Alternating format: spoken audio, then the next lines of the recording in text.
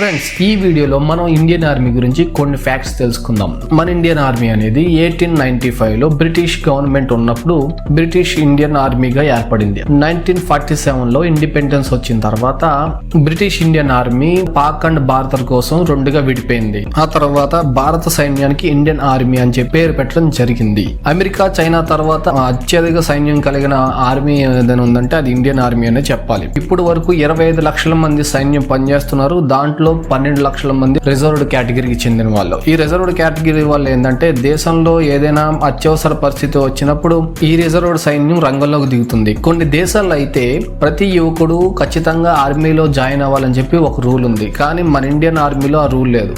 స్వచ్ఛందంగా ఆసక్తి కలిగి ఎవరైనా జాయిన్ అయితే మాత్రమే తీసుకుంటారు. ఇలాగే మన ఇండియన్ ఆర్మీకి చెందిన హై ఆల్టిట్యూడ్ వార్ఫేర్ స్కూల్ అనేది ఒకటి ఉంది. అది ప్రపంచంలోనే అత్యున్నత సైనిక శిక్షణ కేంద్రాల్లో ఒకటిగా పేరుగాంచింది. ఇక్కడికి ఆఖరికి అమెరికన్ సైన్యం కూడా వాళ్ళు ఆఫ్ఘనిస్తాన్ లో మోహరించాలంటే మన ఇండియన్ ఆర్మీ దగ్గర ట్రైనింగ్ తీసుకుని మాత్రమే అక్కడికి వెళ్తారు. ఇండియన్ ఆర్మీ ఎంత డేర్ అండ్ డాషింగ్ అని చెప్పాలంటే ఈ ఒక్క చిన్న ఉదాహరణ సరిపోతుంది. అదేంటంటే 1971 డిసెంబర్ 4న అర్ధరాత్రి 45 యుద్ధ ట్యాంకులు 2000 మంది సైనికులతో పాక్ మన మీదకి యుద్ధం ప్రకటించింది. అప్పుడు భారత్ M40 రికోయిలెస్ రైఫిల్ కలిగిన ఒకే ఒక జీప్ తో కేవలం 120 మంది సైన్యంతో కలిసి పాక్ ని తిప్పికొట్టింది. ఇలా చెప్పుకుంటూ పోతే ఇండియన్ ఆర్మీకి చాలా చరిత్ర ఉంది. అయితే ఇంత ప్రాణాలకు తెగించి పోరాడే సైనికులు ఉన్నా కూడా ఏనాడు ఒక దేశం మీదకి యుద్ధం ప్రకటించలేదు. ఏ దేశమైనా మనల్ని కవ్విస్తే వాళ్ళకి తిరిగి సమాధానం చెప్పిందే తప్ప యుద్ధానికి మాత్రం కాలు దోలేదు. That is Indian army.